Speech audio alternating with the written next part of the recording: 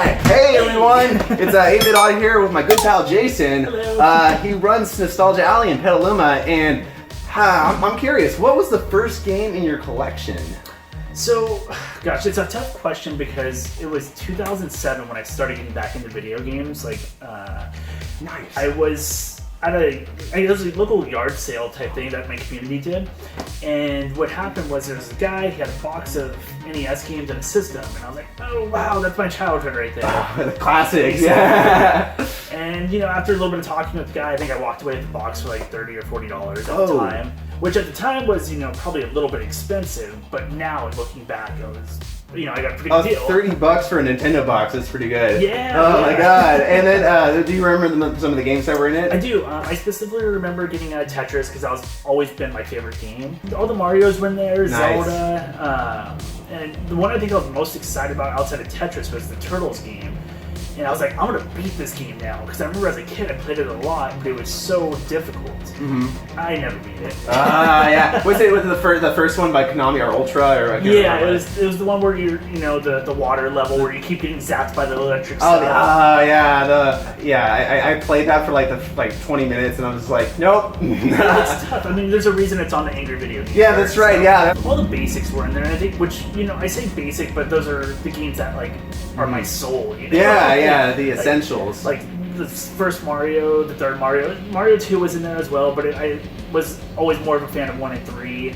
I know I might get a little hate for that, but I mean, 2 is kind of the black sheep because it just stuck out, and it was also not officially a Mario game originally. Doki Doki Panic. I have a soft spot for Mario 2 just because it's the different one, and Sure. I don't know why. I love the world and the music, the kind of Arabic themes to it, like the carpets and like the faces and like all the crazy stuff. Now that I play it more as an adult, I'm actually appreciate it a lot more for the game it is. I think as a kid going from 1 to 2 was like what happened. Yeah, I just didn't process it correctly. Oh yeah. But now as an adult, I'm like, okay, I get it. Yeah, it has its place in Mario history. Absolutely. In a way. So and then you also you started after you started your collection.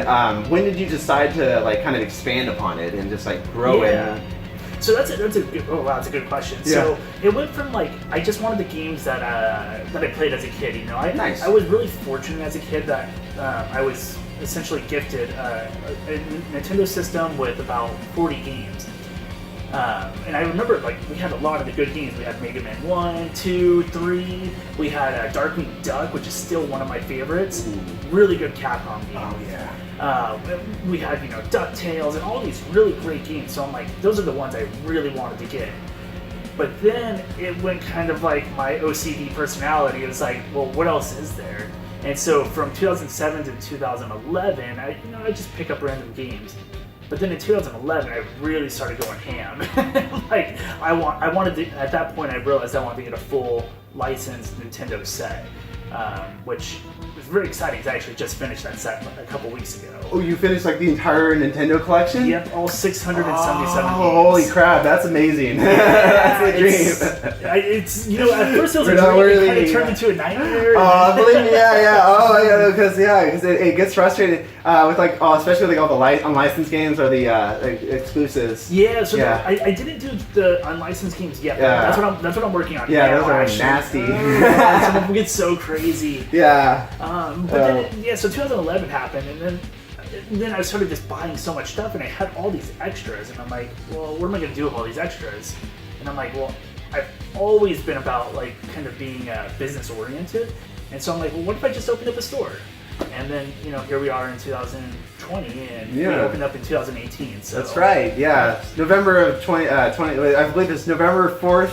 2018. Close. November 3rd. Oh, it's one day off. One day off. But that thank you. Yeah, I was like, it's like one of those moments in history where you know where you were. I'm always off a day because Well, man, that's pretty much the way I feel. I was exhausted that whole weekend. It was just a really crazy weekend. We had so much fun that I actually let's go back later that day, and I came back later because I had saw Conquer's Bad Fur Day, and that was the first big purchase from Nostalgia Alley, where it's like, I gotta get Conker's Bad Fur Day. And your prices are super competitive. We try to be. Yeah, I mean it's great. I mean, like I appreciate it. Like I saw like when when I first got here, yeah, like there was this Conqueror, and I was like, I gotta get this because this is $60.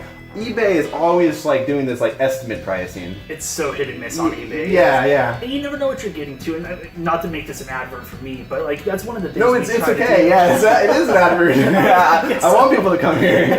Me too. Yeah. You know, one of the things we really strive for here is like Rebecca and I, we clean and test all cartridge games. All systems get opened up, cleaned inside and out. All of our discs come with no scratches. We clean the cases. We get all those GameStop stickers off of them. Like we really go above and beyond for what we do. And we want you to be in a clean store, in a clean environment. We like to be able to provide that to people. So.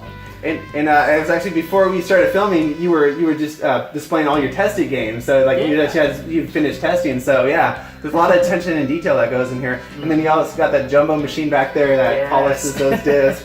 It's so pretty. Oh man, yeah, you can see your reflection. It's so great. Yeah, it really makes all the difference because like you can definitely tell like the heart and soul that goes into all the attention to the details in here, and that's why I think people, my friend groups and all the customers that come in here, I think they have that same positive experience where they're just very happy and it feels welcoming. It's almost like you're in someone's awesome living room, you know? Well, you know, it's so funny too. Like, and this is not saying like anything bad about other game stores. It's just a lot of game stores have like this kind of cut and dry like what they like to do. So they make it look like GameStop where they use a lot of metal racks and they do that. Well, my wife Rebecca, who also owns the store with me, she was like, we're not doing that. And that's why you see like a lot of the brown colors. It looks more like a video game collection versus another game store. Oh god, yeah. And I think, you know, like that's one of the reasons I'm super biased, but I love coming in here because it's home. Not to critique other game stores, but yeah, when you go into that, you feel like you're in GameStop, and you don't want to feel like you're in GameStop. Right. And I do appreciate like it's like you didn't notice it, but your brain did, kind of thing. Right. Yeah. And I was like, I appreciate that because because when you come in here, it feels a lot more warm and welcoming, and I'm not worried about like being sold a promotional card or you know it's getting scammed on trade-ins. It's like, oh, you got Mario Odyssey, I can give you 25 cents for that. Cool. Yeah. So it's like it does kind of like give that nice illusion of being home and being in company. And I do definitely think that people respond to that very positively because those metal racks aren't helping no one. If you ask me. Yeah. I mean, I think people should take a page out of your book. Well, I really do appreciate that. I'm glad it's also noticed because I'm sure when Rebecca sees this video, she's gonna be really happy that we talked about this. Yeah, I'm gonna love it. Yeah, of course. Hey, Rebecca. And then customers come in here all the time. They're hunting for games and whatnot. What is the game they're usually searching for the most? Which one do you hear the most requests for? Yeah, there's a few games that are very highly requested amongst people who are like deep into like kind of the game collecting. Two of them were on the Super Nintendo, which would be both Earthbound and Chrono Trigger.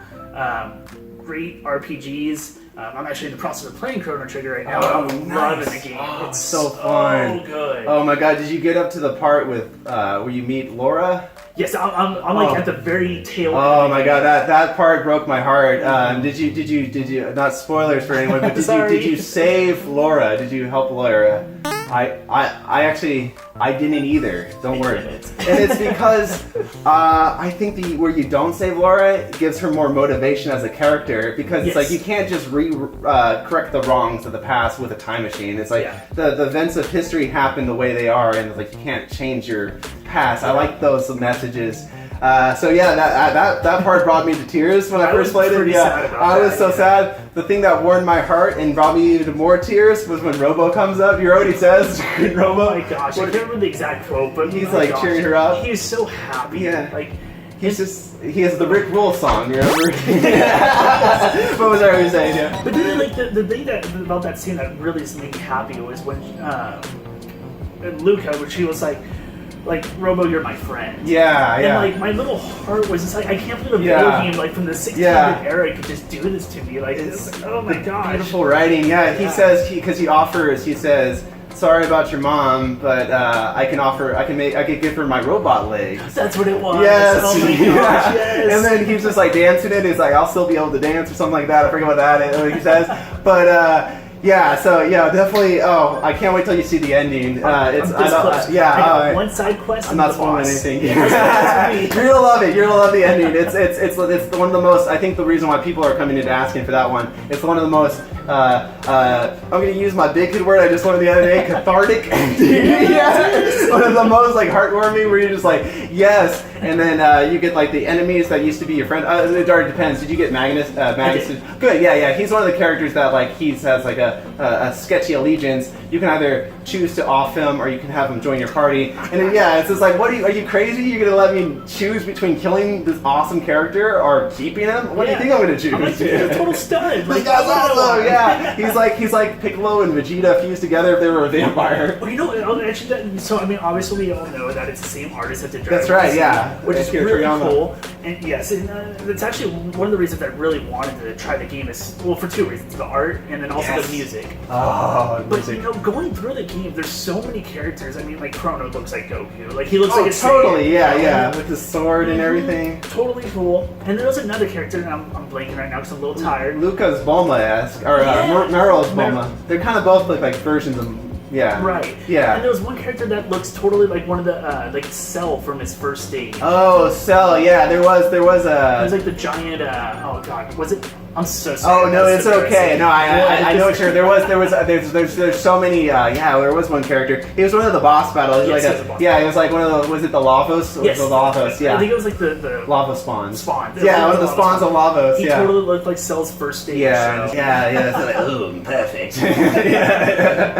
Yeah. And it's like I think there's like it's the perfect. My biggest regret about Chrono Trigger is that they never commissioned him just to do a comic series about it because if he did a manga, not now if he did it, his art style changed so much it wouldn't be the same. I liked his chunky, beefy, like everyone had like a six-pack style. Now, yeah, they're a little slender. I mean, it shows in the new Dragon Ball. And Dragon Ball Super, yeah, they kind of lost a lot of weight. So it's just I love when Vegeta's boots look like they were like they're holding like cannons, yeah. But now it's like his ankles are super thin. I'm like, what is going on? I think it's too late to have him animate or do the manga. But I wish, if only they had the foresight to know how like legendary this game would be. It would be so great just to get them to make a manga. And that art style was so reminiscent of what the 80s and like we had those like macho men, especially in America. I mean, totally. It's interesting to see that it was in Japan as well. They had like Fist of the North Star and JoJo. Those like those bulky. Monster men. Yeah, it's like people. I don't know if you know Rob Liefeld. He's infamous for doing that Captain America. Yes. Yeah, that infamous Captain America. It's like Japan beat them to it like 5 years with like their characters. It's ridiculous. But yeah, I do miss that. Like the characters got slender throughout the history of anime and manga. But but I hope that makes a comeback because I do like that style. It is a fun style. It's so fun. And it always kind of made me aspire to want to work out too. Yeah. I mean, it never fully happened, but I know where it is. For me, I feel like I'm like Gotenks when he misfused. When he became the skinny guy. It's like oh. Well, you know, it's really exciting to see. So when I first opened up the store, like actually before we opened up, I had this kind of idea of what I thought would be how do I say? The type of people I thought would be shopping here versus the people who actually do shop here. So I thought it was going to be all collectors. That's all it's going to be catering towards.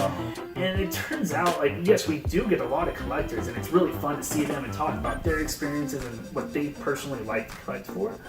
But we get a lot of families in our store, and it's actually really cool to see like a 5-year-old kid asking me about Mario 3, or you know, we have some friends who own a store in downtown Petaluma, and one of their daughters is obsessed with Sonic the Hedgehog, and it makes me really happy. She's like 10 years old, and like her world is Sonic the Hedgehog. So when I see things like that, and like I see kids buying an NES or a Sega Genesis or whatever the system is, I mean even newer systems, a PlayStation 3 or a Switch and all that, and they get so excited. They picked up that game, and like I can't wait to play this. I'm like, it just warms my heart. Like the experiences of being able to walk into like say a Blockbuster Video or Hollywood or Game Crazy, like they're starting to get smaller and fewer between. Which is another reason I just really like having this store, is because kids get to walk in, they get to experience new things, they get to play the arcades, and like some of these kids have never even heard of some of this stuff before. and they get so excited. You can see their eyes just light up, and it's so cool because both boys, girls, it doesn't matter, like anyone, anything. yeah, Everybody just gets excited when they come in. Yeah. And that's so rewarding to me because I love seeing it, the happiness in their little faces. Thank you so much for being on my show, and if you guys need any information on Nostalgia Alley, it's in the description below. So anything else you want to add before we? No, thanks for watching, guys, and definitely make sure that you are following Brett on his YouTube. Thanks, all that man. Stuff. He didn't pay me, I swear. No, anyways, thank you so much, and have a good one, everyone. Bye, guys. Bye.